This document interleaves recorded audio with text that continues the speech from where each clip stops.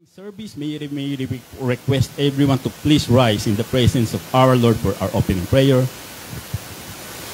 Maraming salamat po, Panginoon, sa umagang ito. Magkakasama kami ng aking mga kapatid. Mag-aaral ng iyong mga salita, magbabanding, mag-aawitan, magkakainan. At pagpalain niyo po ang bawat isa narito, maging sa Facebook Live, sa mga hindi namin nakapiling. Nasaan man po sila, ano man po ang kanilang ginagawa, pagpapalain niyo po sila at iingatan. Dalangin po namin ang bawat bahagi ng aming gawain ay iingatan niyo hanggang sa aming pansamantalang pag-iwahiwalay. Ito pong aming samod dalangin sa pangalan ng Panginoon Jesus. Amen. Tawagin natin si Ate Neslie, Kuya Vince, Kuya Josh, Kuya Ron, Kuya Nix para sa ating mga awitan.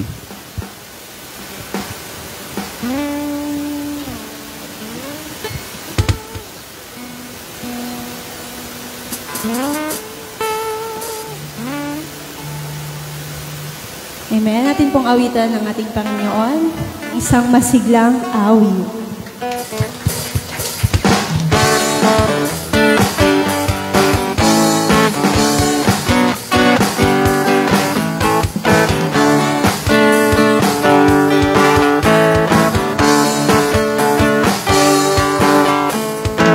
Umawit sa saliw ng tugtugan, umundak sumayaw at tayo'y maglandagan.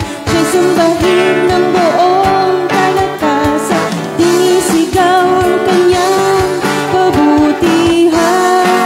Minsan pa, masiglang umawit sa saliw ng tugtugan, umundak sumayaw at tayo'y maglandagan. Siya'y sambahin ng buong kalakasan at dinisigaw ang kanyang kabutihan.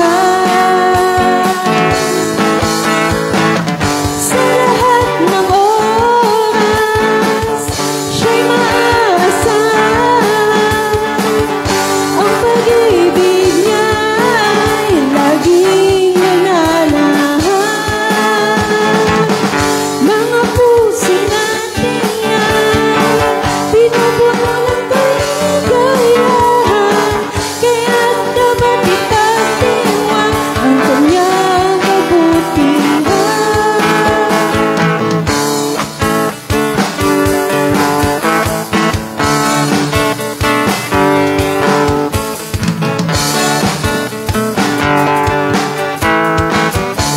Minsan pa, masiglang umawit. Masiglang umawit sa saliw ng tugtugan, umundak sumayaw at tayo'y maglandagan. Siya'y sambahin ng buong kalakasan at dinisigaw ang kanyang kabutihan. Sa lahat ng oras, sa lahat ng oras, siya'y maaasahan. Ang pag-ibig niya'y laging nananahan. Mga puso natin ay pinupuno ng kaligayahan, kaya't dapat ipagdiwang ang kanyang kabutihan. Pasasalamat ang alay ko sa'yo, walang katulad ang kabutihan mo. Binigyang kulay ang buhay kong ito, ako'y magsasaya, magbubunyi pagkat kalungkutan ko'y iyong pinawi, kagalakan ang ipinalit. At sa puso ko ngayon ay laging may bagong awit ng pagpupuri. Kalungkutan ko'y iyong pinawi, kagalakan ang ipinalit. At sa puso ko ngayon ay laging may bagong awit ng pagpupuri sa'yo. Pasasalamat ang alay ko sa'yo, walang katulad ang kabutihan mo. Binigyang kulay ang buhay kong ito, ako'y magsasaya, magbubunyi pagkat kalungkutan ko'y iyong pinawi, kagalakan ang ipinalit. At sa puso ko ngayon ay laging may bagong awit ko'y iyong pinawi, kagalakan ang ipinalit. At sa puso ko ngayon ay laging may bagong awit ng pagpupuri. May bagong awit ng pagpupuri. May bagong awit ng pagpupuri sa'yo. Amen. Palakpakan pa natin ang ating Panginoon.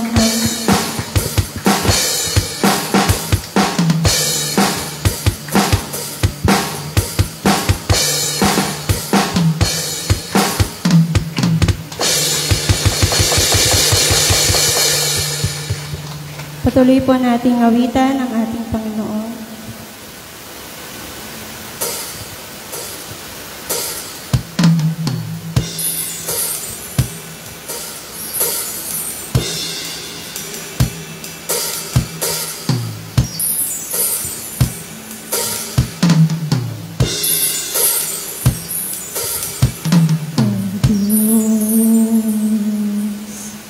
Ikaw ang tunay na dakila sa mundo.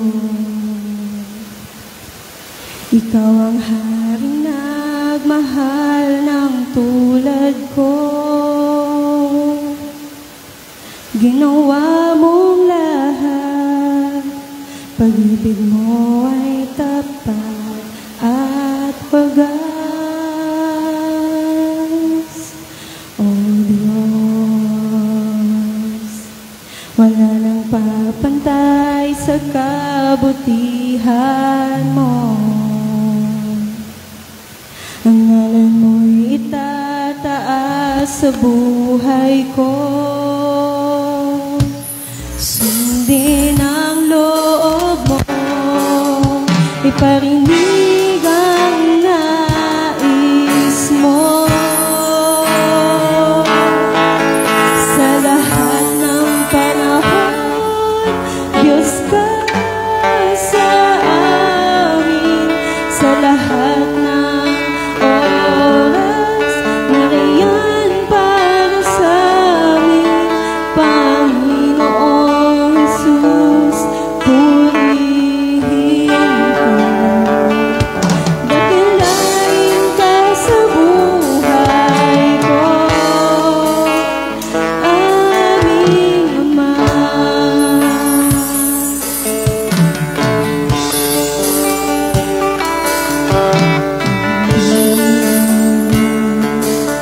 Ikaw ang tunay na dakila sa mundo. Ikaw ang haring nagmahal ng tulad ko. Sundin ang loob mo, iparinig ang nais mo. Sa lahat ng panahon, Diyos ka sa amin. Sa lahat ng oras,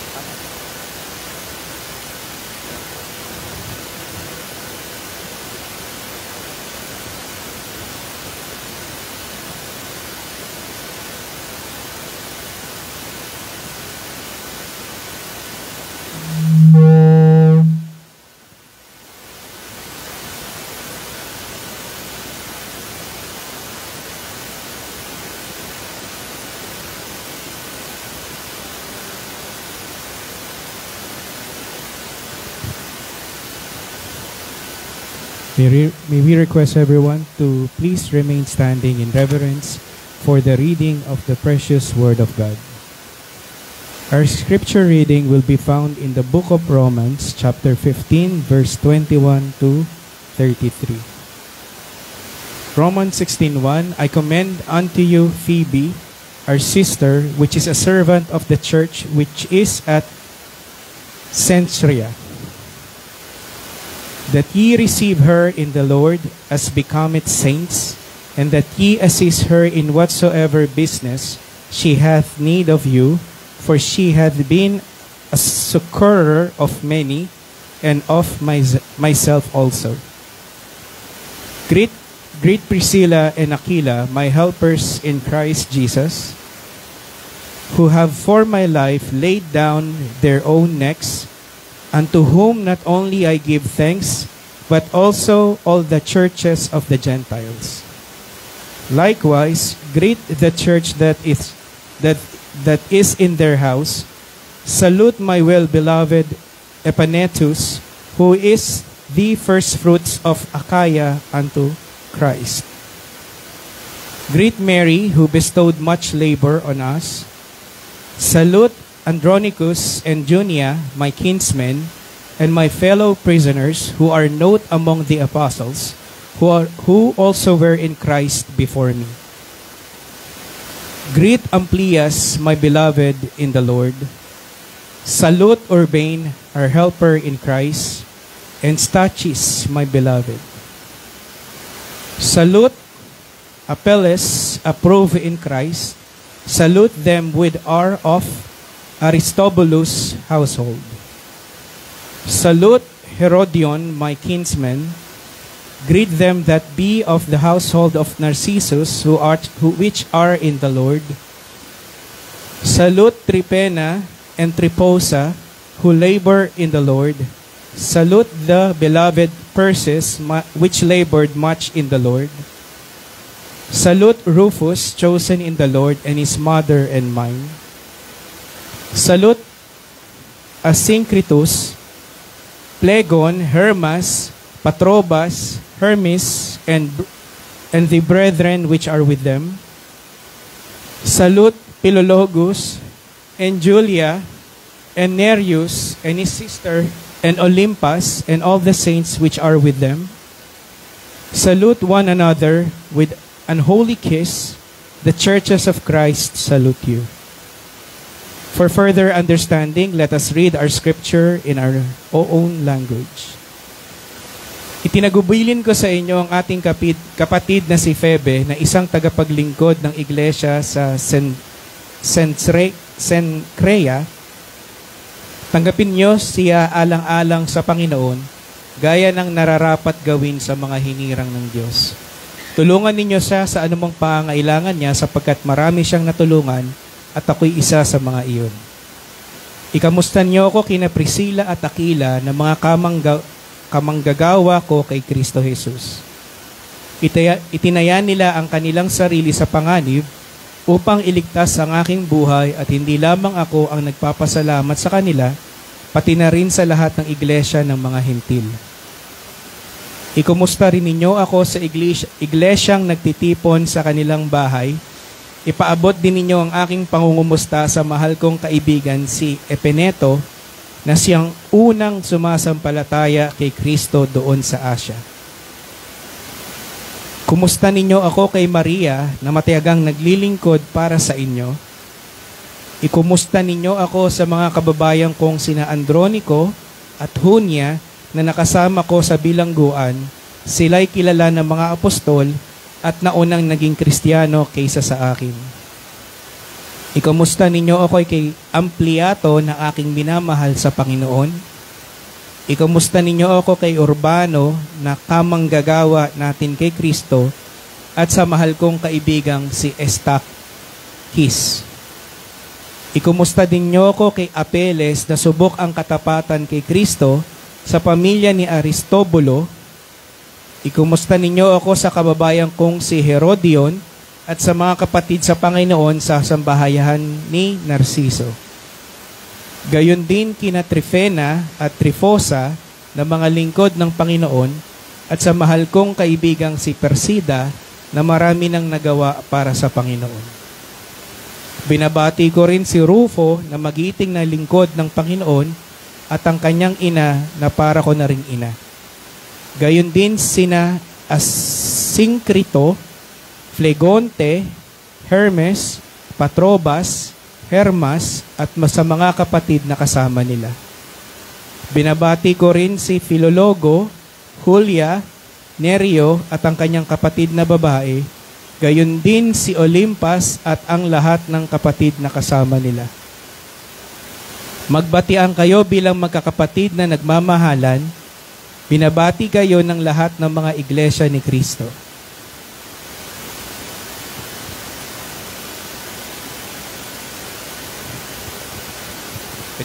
Pwede na po tayo umupo.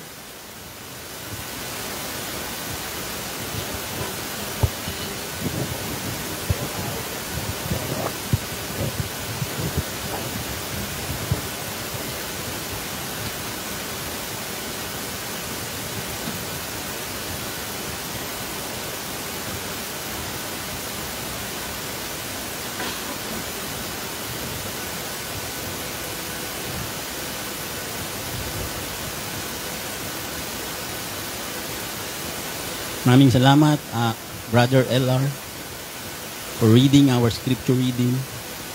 Ate Neslie, Kuya Vince, Kuya Josh, Kuya Ron, Kuya Nix, sa ating mga reading. Again, our topic for this morning, Paul's commendations for the unheard persons. So makikita natin doon sa binasa ng Kuya LR, yung mga personalidad na binabati ng Apostol Pablo, sinasaluduhan, kinokomend, pero hindi natin sila kilala. Paul commends unfamiliar people, unrecognizable people, unheard names. Sabi ko nung bata ako, kapag ako ay nasa isang kalangitan na, ang unang hahanapin ko ay si Abraham, si Moises, si David, at marami pang iba na sikat sa banal na kasulatan. Sapagkat sila yung mga personalidad na talaga namang tumatak sa isipan ng marami sa atin. Pero itong pinasalamatan ng Apostol Pablo, na mga hindi natin kilala, sila yung tumulong sa kanya sa paglalaganap ng ebanghelyo ng Panginoon Jesucristo. Yung grace. Habang minomobilize ng Apostol Pablo, yung grace, yung revelation of the mystery, ito yung mga tao na nakasama niya tumulong sa kanya. Kaya sabi ko, ito pala dapat ang unahin ko, na makita, na makilala, kasi sila pala yung tumulong sa Apostol Pablo. Na kung hindi sila tumulong sa Apostol Pablo, mahihirapan si Pablo sa pagpapalaganap yung tinatawag na salvation of grace, o yung tinatawag na grace, o yung biyaya ng kaligtasan. Ang sabi sa Proverbs 22:1, a good name is rather to be chosen than great riches, and loving favor rather than silver and gold. Mas mabuting piliin ang malinis na pangalan kaysa pilak at ginto o anumang kayamanan. In other words, Apostle Paul gives these people high respect of commendations. Hindi dahil sa mayaman sila. Hindi dahil sa nagtataglay sila ng kasikatan. Kundi pinapasalamatan ni Pablo, kinokomend niya dahil sa ginawa nilang pagtulong sa kanya sa pagbuo ng body of Christ. Kapag tayo ay nasa mga kumbento, o yung tinatawag nila mga parokya, makikita natin doon yung mga pangalan ng mga, let's say for example, may nag-donate ng hollow blocks. Makikita mo doon yung mga pangalan nila nakaukit doon. May mga lapi-lapid na doon sa churches ng mga tumulong sa pagbubuo ng mga simbahan. At yung mga pagbubuo nitong mga lapida na ito, ay mananatili lamang yan sa mga churches 10, 20, 30 years Probably 100 years. Tapos magigiba na rin yan. Maluluma na rin yan. Pero itong mga binati ng Apostol Pablo ay nakaukit sa banal na kasulatan sa salita ng Diyos na mananatili hanggang sa katapusan ng sanlibutan. Their names are immortalized because Paul wrote it in the Word of God. Sabi sa Romans 16:1, tinatagubilin ko sa inyo ang kapatid na si PB, na isang tagapaglingkod ng iglesia sa Cenchrea. So merong binabateng Apostol Pablo ng pangalan ay PB, isa raw siyang kapatid, a sister in Christ. Sabi po ng ilang mga denominasyon, itong Pablo na to ayaw nito sa mga babae. Itong Pablo na to, ang gusto nito lagi mga kalalakihan.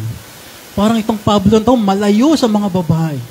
Pero ito po, kitang-kita natin, ang kanyang unang-unang pinasasalamatan ay isang babae na ang pangalan ay PB. And therefore, hindi totoo yung sinasabi ng mga denominasyon na itong si Pablo pro-male lang. Hindi. So kahit female ay makikita natin na binibigyang favor ng Apostol Pablo. Which is a servant of the church, which is at Cenchrea, Kenchrea, o Kenchrea, kung ano man yun. Cenchrea. So itong si PB daw, a sister in Christ and a servant of the church.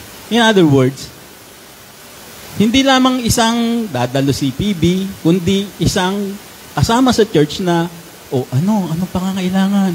May tutulong ba kami? Ganon, mukhang ganon si PB kasi servant of church daw. Si PB siguro, sige po, ano po ba gagawin para sige, yung maasikaso, itong si PB na ito, kung kaya tila pinasasalamatan talaga nitong Apostol Pablo na ito, si PB, habang minomobilize niya yung Church of, Body of Christ. Verse 2, tanggapin ninyo siya alang-alang sa Panginoon, gaya ng nararapat gawin ng mga hinihiling ng Diyos. Tulungan ninyo siya sa anumang pangangailangan niya, sapagkat marami siyang natulungan. So, makikita natin dito si PB, he always laid her hands sa mga nangangailangan sa kanya. So si Phoebe, sister in Christ, servant of the church, a helper of many in the church. At ang sabi dito ng Apostol Pablo, at ako'y isa sa mga iyon, sa mga natulungan. So itong si Phoebe, a helper of many in the church, a helper of Apostle Paul. Ito yung si Phoebe na tinatawag ng Apostol Pablo dito sa Romans chapter 16. So, ang sabi sa 1 Corinthians 12:28, and God hath set some in the church, first apostles, secondarily prophets, thirdly preachers, after that miracles, then gifts of healings, helps, governments, diversities of tongues. Na nagpapasimula pa lamang ang body of Christ, mayroong team, may grupo na inilagay ang Diyos. At malamang itong si PB, nandun siya sa helps, saka dun sa governments. Isa din siguro siya sa mga tagapangasiwa nung batang-batang body of Christ din. Kaya makikita natin dito si PB, a female with good leadership, a female with decisiveness. Siguro magaling siya sa mga decision, kasi tila itong si PB, eksperyensado na sa pagtulong sa kapwa. Kung kaya pag tinanong mo, ano mang magandang kulay nito, PB? Magandang kulay nito, ganyan. Ganyan, kasi eksperyensado. Female with trustworthiness. Mapapagkatiwalaan itong si PB. Bakit? Sapagkat siya ang pinagkatiwalaan ng Apostol Pablo na ihatid yung Romans, yung Book of Romans, mula sa Corinto, kasi sa Cenchrea, Corinto, Greece, hanggang sa Roma. So, si PB yung maglalakbay, siya yung maghahatid ng sulat nung aklat ng Roma, mula Corinto hanggang Italia, sa Roma. Kaya sabi ni Apostol Pablo, tanggapin niyo si PB, mabait yan, kapatid natin yan, servant of church yan, ganyan-ganyan. Marami siyang commendation kay PB. Kung kaya, makikita natin ng isang PB, na pupunta mula sa Corinto hanggang sa Roma. Ba't hindi lalaki, Apostol Pablo? Bakit yung kababaeng tao nung yun ang utusan? Siguro, dahil nga sa may good leadership, decisiveness, and trustworthiness. Na marahil ay hindi nakita ng Apostol Pablo sa ibang kalalakihan siguro, kung kaya't si PB ang kanyang napili na mapagkatiwalaan. Kaya hindi totoo yung sinasabi nila ng Apostol Pablo ay isang misogynist, o puro lalaki lamang ang kanilang mga inaasikaso. Verse 3, kumustahan niyo ako kina Priscilla at Aquila, na mga kamanggagawa ko kay Kristo.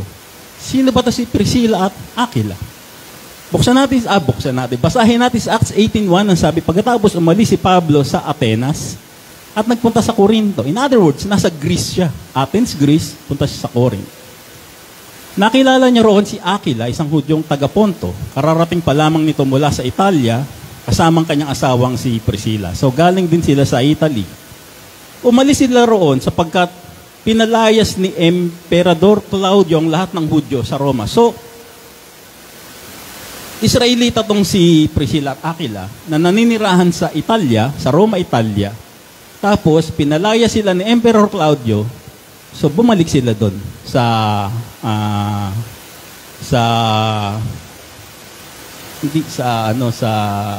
Corinto.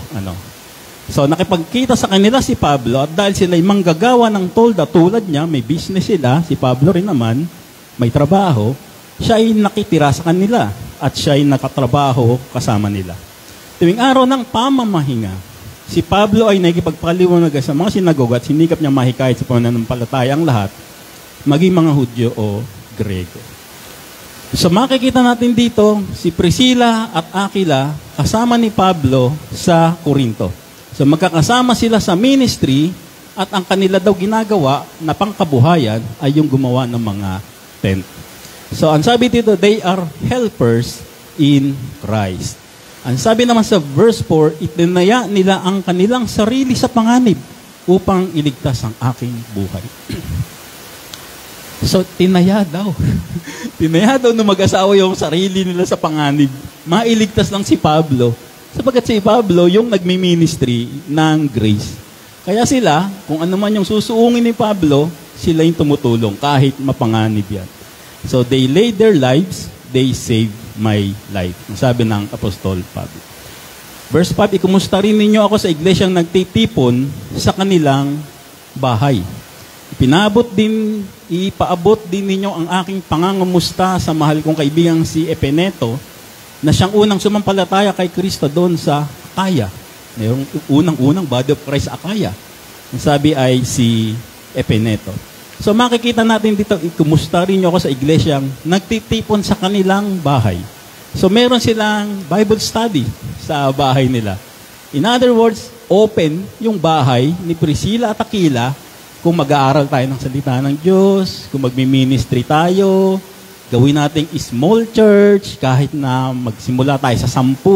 Ito, si Priscilla at Aquila na sinasabi ng Apostol Pablo. A couple with a heart of ministry, couple with a heart of hospitality, and a couple willing to risk for truth. So, ganito, no? Sinasabi ng Apostol Pablo dito sa mag-asawang Priscilla at Aquila. Ikumusta ninyo ako sa mga kababayan kong sina Andronico at Junia, nakasama ko sa bilangguan. Meron pala siyang mga kamag-anak. Nakasama ni Pablo dun sa bilangguan nung nakulong siya. Sila'y kilala ng mga apostol at naunang naging Kristiyano kaysa sa akin. In other words, itong si Andronico at Junia, mas naunang naging Christian kaysa sa kanya. Si Pablo yung unang-unang body of Christ. So madali lang yun. Little flockers itong si Andronico at Junia. Later on, paliwanag natin yung little flock. Ikumusta ninyo ako kay Ampliato na aking minamahal sa Panginoon. Hindi ko na po isa-isa nyo po personalidad. Baka abutin tayo ng alas 2. Verse 9, ikumusta ninyo ako kay Urbano, na kamanggagawa natin kay Kristo, at sa mahal kong kaibigang si Estaquis, Ikumusta din niyo ako kay Apeles na subok ang katapatan kay Kristo sa pamilya ni Aristobulo. Ikumusta ninyo ako sa kababayan kong si Herodion at sa mga kapatid sa Panginoon sa sambahayan ni Narciso. Gayon din kina Trifena at Trifosa na mga lingkod ng Panginoon at sa mahal kong kaibigang si Persida. So alam na natin kung saan kinuha ni Persida Acosta yung pangalan niya. Sa Romans 16:12. Nabasa siguro ng nanay niya yung Romans 16:12. Kaya si Persida Acosta ay may pangalang Persida na marami nang nagawa para sa Panginoon. Binabati ko rin si Rufus. Alam na rin po natin kung saan nanggaling yung pangalan ni Rufus Rodriguez. Sa Romans chapter 16 verse 13 naman ito. Na magiting na lingkod ng Panginoon at ang kanyang ina, na para ko na rin ina.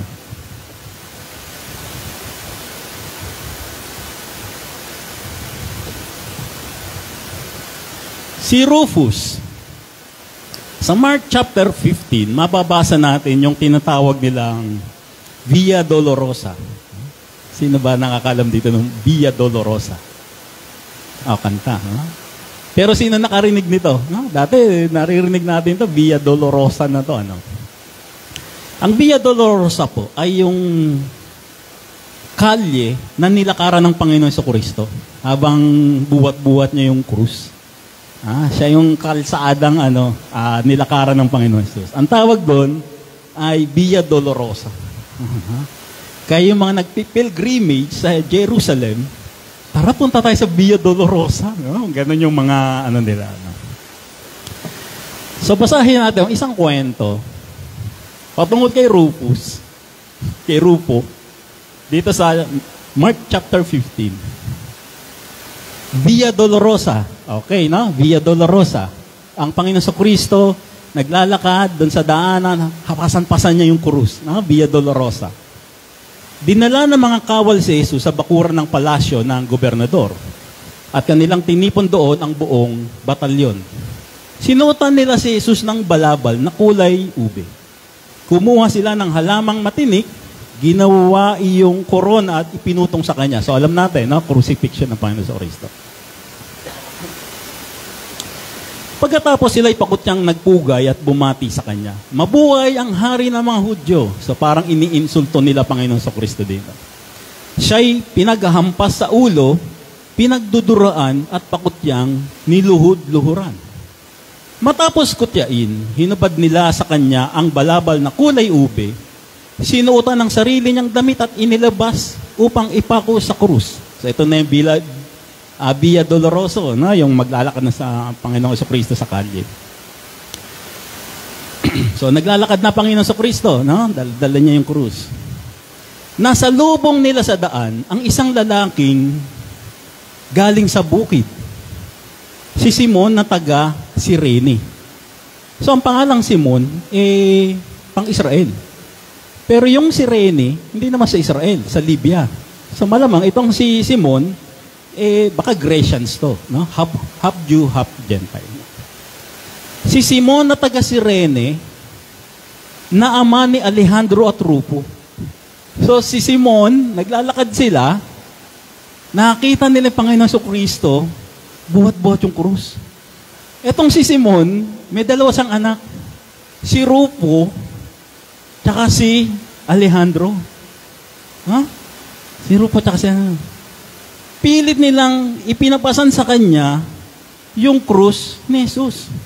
In other words, itong si Jesus Christ, exhausted na siya, mainit, duguan na, dehydrated na, hindi niya na mabuhat yung krus ngayon. Siguro halos nagbo-blurred na yung mata ng Panginoon Jesucristo, kakabuhat, hindi bumabagsak na yung hindi na kaya nung Panginoon no? Yung Panginoon hindi niya nakaya. Sige, buhatin mo yan. Tapos si Jesus Christ, gagapang, tas pilit na bubuhatin yung krus. Ito na naman, pag nagbuhat na naman, yung na talaga, yung wala na talagang ibubuga. Naglalakad ngayon itong si Simon, na taga Cirene. Kasama niya si Rufo, yung anak niya, saka si Alejandro. So sabi ng mga kawan, ikaw Simon, tulungan mo nga itong nagbubuhat ng cross na to. Ha? So, ang ginawa ni Simon, siya bumuhat ngayon. Kasama niya ngayon si Rufo. Yung binabatay ni Pablo. Kasama niya ngayon si Rufo. Saka si Alejandro. So, ang ginawa nito ni Simon, o sige, since wala na palang ibubuga itong Jesus Christ na to, sige po, ako na yung bubuhat, no? So, si Simon ngayon yung bumuhat. Ha? Siguro si Rufo, si Rufo siguro nasa buntot ng krus, dahil mabigat, tinutulungan niya siguro yung tatay niya. Si Rufo. Nakita ni Rufo ngayon, yung buong pangyayari ngayon. Kasi siguro, inaalalayan niya yung papa niya, kasi ang bigat ng krus, kahit ikaw naman, papa mo, pabuhatin ng krus, mabigat. Siyempre, ikaw anak, aalalayan mo papa mo. So, dito sa scene na to, it seems, no, yung tatay ni Rufo, siya yung bumuhat ng krus ni Jesus Christ. Si Rufo siguro, nasa puwitan ng krus, inaalalayan yung papa niya. Ito yung sinasabi ngayon ni Pablo, binabati ko si Rufo. In other words, si Rufo, nung lumaki na siya, na-inclined na siya sa ministry. Nakita niya yung pangyayari, kung paano pinako ang Panginoon Kristo. Nakita niya rin kung paano inilibing, namatay, nabuhay muli. Nakita niya rin kung paano tinawag ng Panginoon Kristo si Apostol Pablo. Nakita lahat ni Rufo yung mga bagay na yon. Sumama siya ngayon kay Apostol Pablo. At ang sabi dito ni Apostol Pablo sa chapter 16:13, binabati ko si Rufo. Siya yung nakasaksi lahat, si Rufo, na magiting na lingkod ng Panginoon. Naging lingkod ng Panginoon sa Kristo, si Rufo. Buhat ng pinapakong Panginoon sa Kristo, nagbubuhat, pinako, namatay, nag-resurrect, hanggang sa body of Christ, si Rufo tumataklat sa isip niya yun, yung mga bagay na yun. Kaya si Rufo, naging magiting na lingkod ng Panginoon sa Kristo, at ang sabi ng Apostol Pablo, binabati kita, Rufo. Huh? Amen. Huh? Si Rufo, no? At ang kanyang ina, na para ko na rin ina. Hindi lamang magkasama si Pablo at si Rufo. Sabi dito ni Pablo, yung nanay ni Rufo, tinuring akong anak. Huh? Di ba? Yung pamilya ni Simon, ni Alejandro, yung nagbuhat ng krus, tinuring nila akong parang anak, pamilya. Si Rufo, parang naging magkapatid kami. Kasi yung nanay ni Rufo, parang naging anak na rin ako. Yan, no? Binabati ni Pablo, no? Binabati ko si Rufo na magiting na lingkod ng Panginoon at ang kanyang ina na para ko rin ina. No? Okay, no? Amen ba, no? Kay Rufo, no? Rufo boy, galing, no? Verse 14, gayon din sina Asincrito, Plehonte, Hermes, Patrobas, Hermas, at mga kapatid na kasama nila. Binabati ko rin sina Filologo,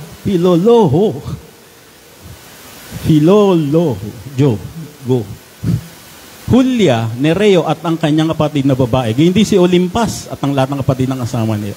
As much as gusto ko pong isa-isahin sila, no? Maubos oras natin, no? Baka abutin tayo ng isang taon, isa-isahin lang natin ito. Maganda na to, si PB, Aquila, Priscilla, si Rufo, okay na yan, no? Tapos yung sa susunod na lang ulit yung mga personality rin. No? Magbatian kayo bilang magkakapatid na nagmamahalan. Binabati kayo ng lahat ng mga iglesia ni Cristo. Key takeaways natin. Makikita natin dito yung commendation ng Apostol Pablo.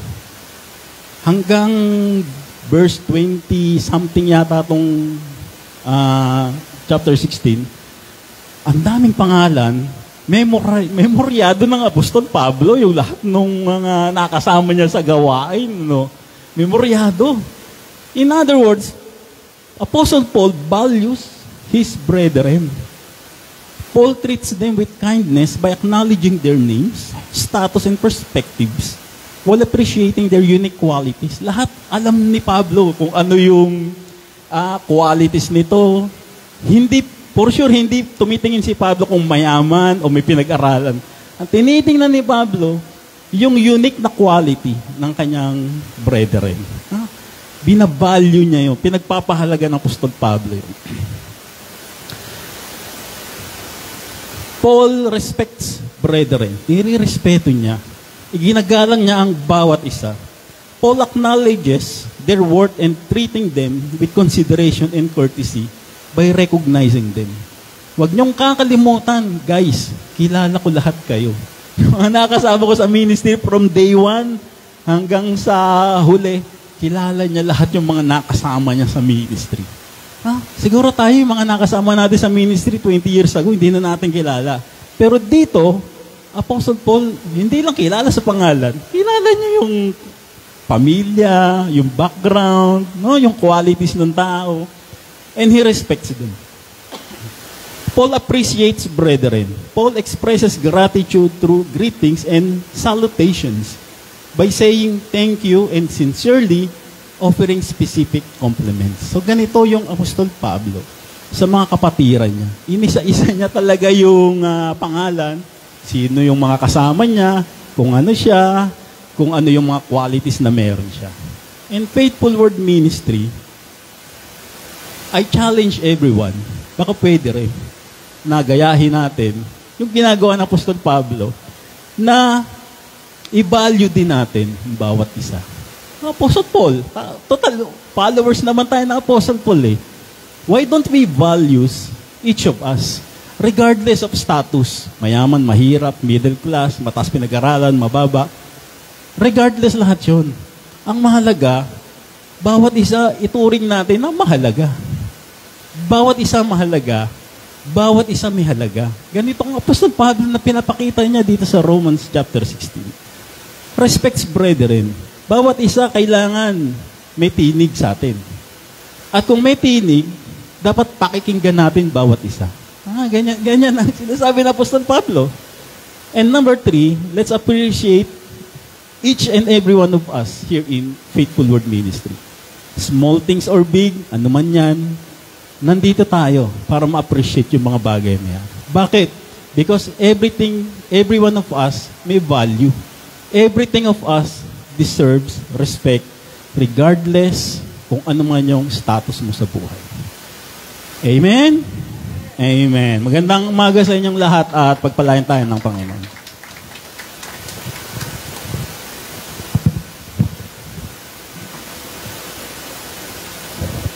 Tawagan natin ang ating magbibigay ng tanging bilang Sister Divina Pasiga.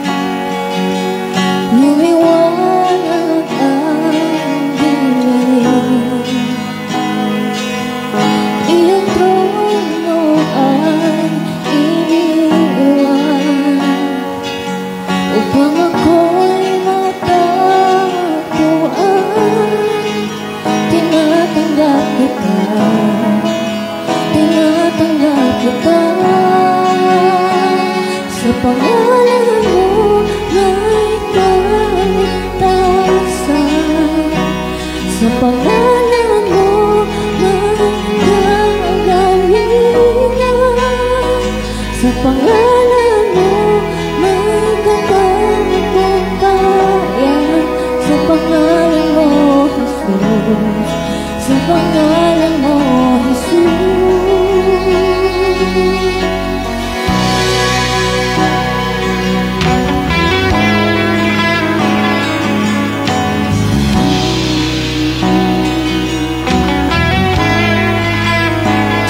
Sa simula pa, ika'y naging at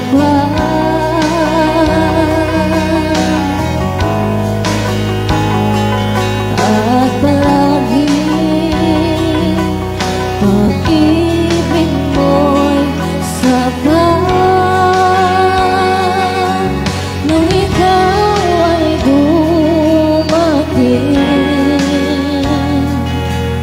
lumiwanag ang dilim. Di ang trono ay iniwan upang ako'y matagpuan. Tinatanggap kita, tinatanggap kita. Sa pangalan mo may kaligtasan. Sa pangalan mo may kagalingan. Sa pangalan mo may katagumpayan. Sa pangalan mo, Jesus. Sa pangalan mo, Jesus. Sa pangalan mo may kaligtasan.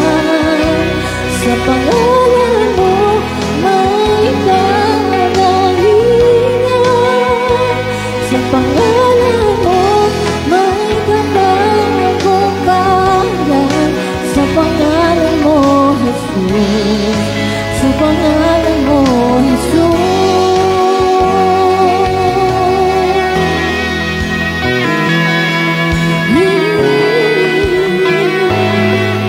Sa pangalan mo,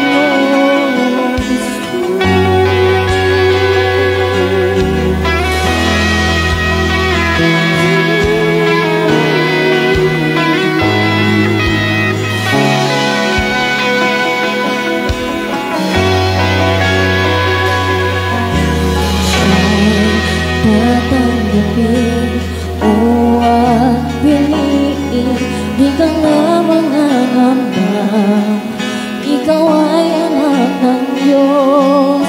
Kung siya'y tatanggapin o at piliin, di ka na mangangamba, ikaw ay anak ng Diyos. Kung siya ay tinanggap ko at pinili, di ka ko mangangamba, ako ay anak ng Diyos.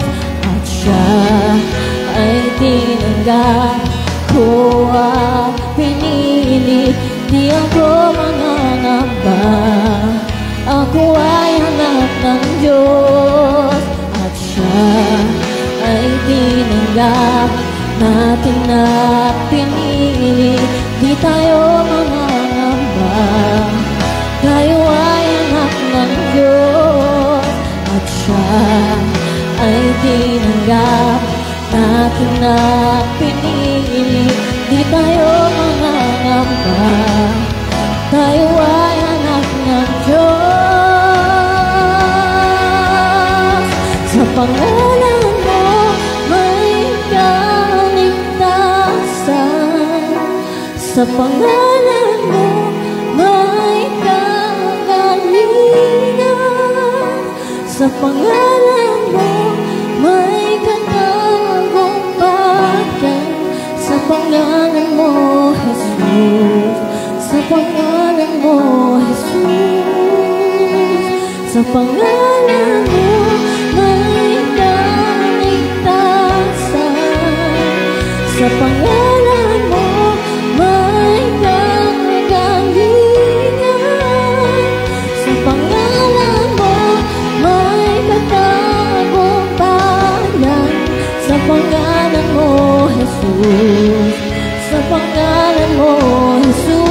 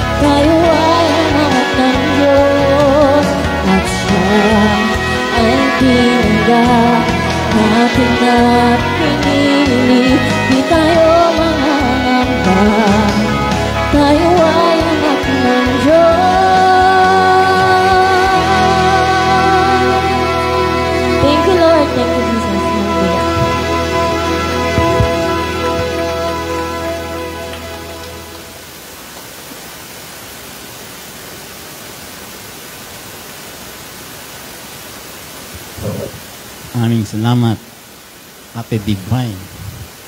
In the name of Jesus, there is grace, there is healing, there is victory.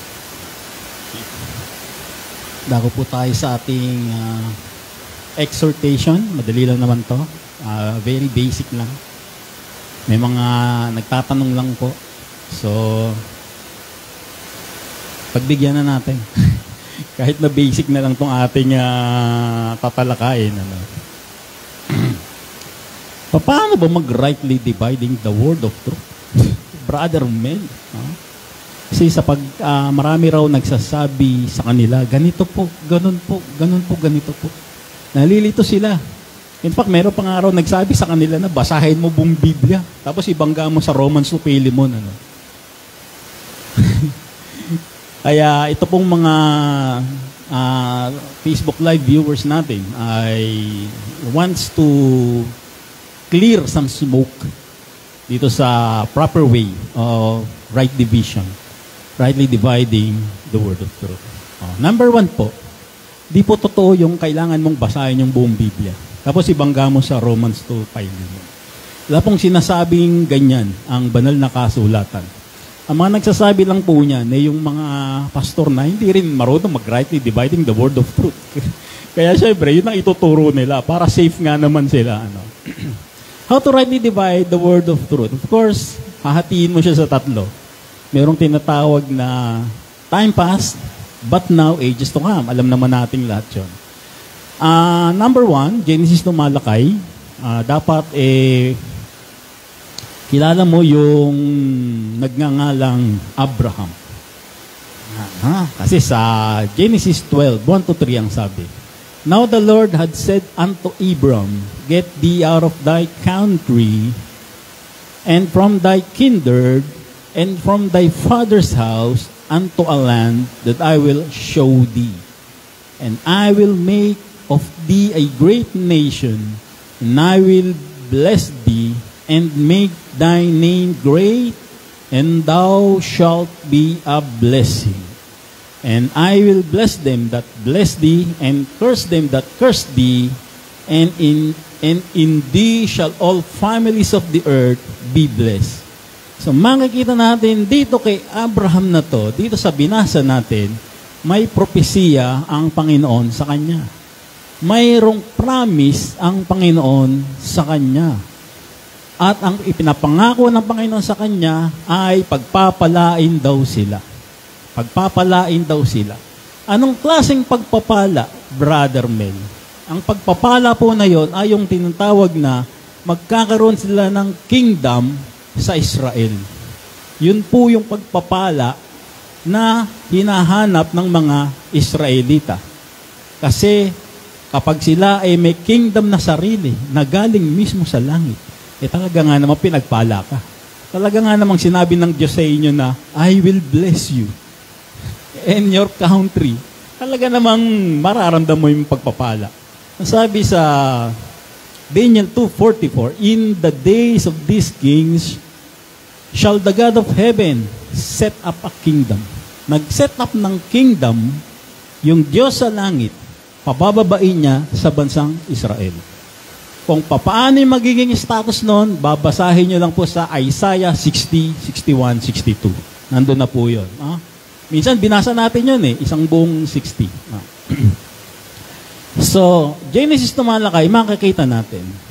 Si Abraham, may prophecy, may promise sa kanyang lahat ng magiging anak apo o yung sa magiging buong Israel. At yung promise na yon ay yung kingdom of heaven. At makakamit nila ito kung susunod sila doon sa tinatawag na kautusan na ibinigay naman kay Moses na ina-execute naman nila Aaron. Israel susunod, pero yung mga Levitical doon, kay Aaron pinagawa. So, Genesis to Malakay, makikita nyo dyan, si Abraham, may prophecy siya. Ang prophecy niya ay yung kingdom of heaven, makakamit nila through law sa pamamagitan ng kautusan, at ito ay exclusive lamang para sa Israel. Yan, Genesis to Malakay. Pagdating sa Matthew, Mark, Luke, and John, Parang wala nag-iba. Ganun pa rin. Ang sabi sa Matthew 3:1-2, in those days came John the Baptist preaching in the wilderness of Judea. So, sa Israel din, sa Judea. And saying, repent ye, for the kingdom of heaven is at hand. This time, ang sinasabi ng Juan Bautista, repent naman. Repent naman ang gagawin nyo. So, from Abraham, makikita niyo yan, Abraham, naging si John the Baptist na. Tapos, yung law, naging repent and baptize na. Yun ang sinasabi ni John the Baptist. And then, later on, ang sabi sa Matthew 4:23, and Jesus went about Galilee, all Galilee, in other words, sa Israel pa rin, teaching in their synagogues and preaching the gospel of the kingdom pa rin. Steady sila, mula kay Abraham, John the Baptist, Jesus Christ, steady sila, kingdom. And healing all manner of sickness and all manner of disease among the people. So from John the Baptist, naging si Jesus Christ naman ngayon, yung nagmo-mobilize ng kingdom. Naging si Jesus Christ. Pinatay si John the Baptist, later on, pinagutan ng ulo nila Herodes. Pagdating naman sa Matthew 10:5-6, ang sabi naman ng Panginoon sa Kristo, these 12 apostol, Jesus sent forth and commanded them, saying, go not into the way of the Gentiles, and to any city of the Samaritans enter ye not, but go rather to the lost sheep of the house of Israel. So from Jesus Christ, naging 12 apostle naman. Pasa-pasa lang, basta minomobilize nila yung prophecy, yung kingdom of heaven. So ganun pa rin, repent and baptize pa rin. Ang sabi naman ni Pedro sa Acts 2:38, then Peter said unto them, repent and be baptized. Ganun pa rin sila, repent and baptize. Everyone of you in the name of Jesus Christ for the remission of sins, and ye shall receive the gift of the Holy Ghost. So, steady sila. From Abraham to Moses to David to John the Baptist, Jesus Christ, hanggang sa 12 apostles. Ganun pa rin sila. And then, naging si Peter na lang siya. Kasi si Peter na yung mag-isang hindi naman mag-isa. Siya na yung nangunguna dun sa ministry, si Pedro na lang.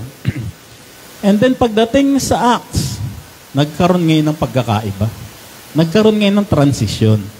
Ang sabi sa Acts 9:15, but the Lord said to him, kay Pablo, go thy way, for he is a chosen vessel unto me, to bear my name before the Gentiles. Nagkaroon na ngayon ng hentil. Kasali na ngayon yung mga hentil sa pagmiministrihan. Sa 13:47 ng Acts, for so hath the Lord commanded us, si Pablo at si Bernabe, saying, I have set thee to be a light of the Gentiles, that thou should be for salvation unto the ends of the earth. So makikita natin dito sa Acts, tapos na yung programa ng Diyos sa Israel. Kasi meron ng bago siyang ini-endorso para sa isang programa sa Pablo. Sa Acts.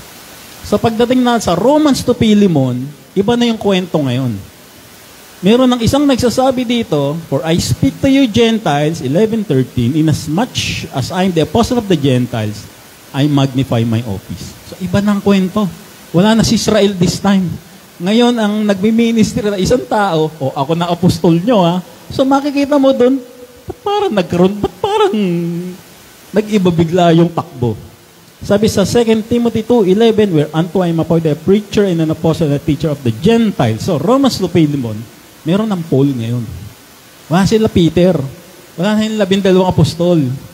Si Paul na yung nandito ngayon. Siya na ngayon yung nagmo-mobilize ng isang programa uli ng Diyos. And this time, para sa Gentiles naman ngayon, yung kanyang minomobilize. Magkaiba na dun sa Genesis to Malakay, Matthew, Mark, sabi niya sa Romans 16:25, now to him that is of power to establish you, according to my gospel, and the preaching of Jesus Christ, according to the revelation of the mystery, which was kept secret since the world began. So dito, makikita natin, yung prophecy doon, sa Old Testament, mystery dito, yung sinasabi ng Apostol Pablo. Ang sabi naman ng Apostol Pablo, ano yung mystery? Sa Ephesians 2:8-9, for by grace are ye saved through faith, and that not of yourselves, it is the gift of God, not of works, lest any man should boast. So yung mystery na yon ay yung grace sa pamamagitan ng pananampalataya. So malayo na to dito, doon. Magkaiba na sila ngayon. Nagkaroon ngayon siya ng division. Yung Peter, naging Paul na. Yung prophecy ng kingdom nila Peter, naging mystery na kay Pablo. Yung kingdom of heaven nila, grace na ngayon. Yung repent and baptize nila, faith na lang. Yung para sa Israel, para sa Hintil na ngayon. Huh? So pagdating sa Hebrew to Revelation, pareho lang yan. Pareho lang yan. Nag-iba lang ng konti. Yung Peter doon, heaven's angel na ngayon yung magmomobilize. Anghel na yung magmomobilize. Sabi sa Revelations 14:6, and I saw another angel fly in the midst of heaven, having the everlasting gospel to preach unto them that dwell on the earth, and to every nation and kindred and tongue and people. So makikita natin dito, angel from heaven na yung nagmo-mobilize para yung prophecy na kingdom nila mapupulfill na rito.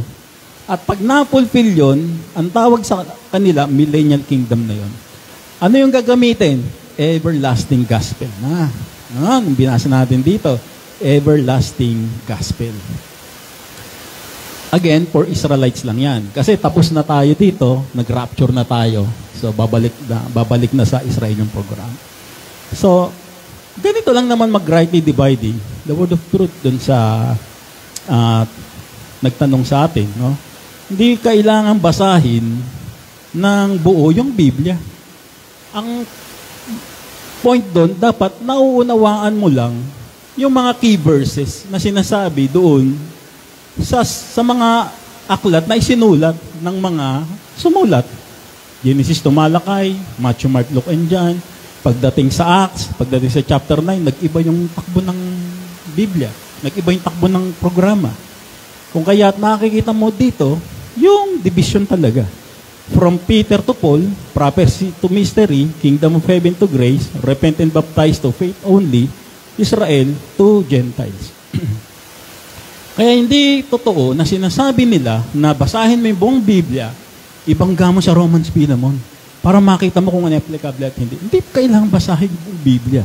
Nasabi sa Romans 3:21, but now the righteousness of God without the law is manifested, being witnessed by the law and the prophets. So makikita natin dito, yung salitang, but now. May sinasabi ang Apostol Pablo rito ng salitang, but now, dito sa kanyang Romans 2 Philemon na sinulat. Ano ba ang ibig sabihin ng but now? Alam niyo ba, tiningnan ko sa Google, tinanong ko si Google, ano ba ibig sabihin ng Apostol Pablo dun sa sinabi niyang but now? Ito po yung sagot ni Google. In the writings of the Apostle Paul, but now, or similar phrases like vubji. Kasi Greek words hindi ko alam. No? Signifies a dramatic contrast. May pagkakaiba ang sinasabi ni Google between a former state and a new reality in Christ. It marks a shift from a life without Christ, marked by sin and separation from God, to a life transformed by faith in Jesus, characterized by righteousness and grace. Ang sinasabi dito ng internet, yung but now daw, nagkaroon na siya ng big contrast, nagkaroon na ng new reality, at nagkaroon na ng major shifting. So, ano pa ang sasabihin mo na kailangan mo pang basahin yung buong Bible? Dito pa lang sa but now na to, sa Romans 2 Philemon, sinasabi na ng Apostol Pablo rito, iba na to. Di mo tato kailangang i-compare dun sa Matthew, Mark, Luke dyan, tsaka sa Genesis to Malakay. Kasi, mapapagod ka lang sa kabasa at hindi mo makikita yung pagkakapareho niya. Kasi, but now nga meron na siyang contrast, may bagong realidad na, may shifting na nangyayari. Ngayon, ang sinasabi nila, kasi itong pastor na to, laging binabasa itong 2 Timothy 3:16. All the scripture is given by inspiration of God and is profitable for doctrine, for reproof, for correction, for instruction in righteousness. Kinagamit nila ito para sabihin sa iyo na, yan basahin nyo, buong Biblia, kasi all scripture yan in everything. Kaya kayo naman, tayo naman, dahil pastor ka, nagpakilala kang pastor, miyembro lang kami, at ang usapan susunod lang kami sa pastor, susunod ka ngayon. Kahit hindi mo nalalaman yung sinasabi. Pero kung babasahin mo, yung konteksto nitong 2 Timothy chapter 3, ang sinasabi dito, it is to remain grounded in Scripture in terms of moral values. Wala pong kinalaman dito yung doktrina ng Apostol Pablo, doktrina ng Matthew, Mark, Luke, and John. Wala pong tinatawag na pagbanggain mo yon dito sa 2 Timothy 3:16. It's not about applying all scriptures to refrain from Romans to Philemon. So, ibig sabihin, ginagamit kasi lagi nila to sa maling konteksto, sa maling katuruan, para malito ka. Yung babasahin mo lahat ng scriptura, tapos ibabangga mo doon sa Romans to Philemon. Ayan po, gagawin natin, sabi ng pastor. Ganyan po yung sinasabi ng Biblia. Tayo naman, makukumpil. Number 1, ignorant. Number 2, kasi pastor to And number 3, hindi tayo maroon mag-rightly divide. Pero, kung titingnan natin yung verse 17 yan, ang sabi, that the man of God may be perfect, thoroughly furnished unto all good works. In other words, kailangan mo lang mamuhay ng naayon sa kagustuhan ng Panginoon. Kung ang kinalaman yung basahin mo lahat, ibangga mo sa Romans, Philemon, rightly divide, applicable lahat. Kasi all scripture. Hindi po.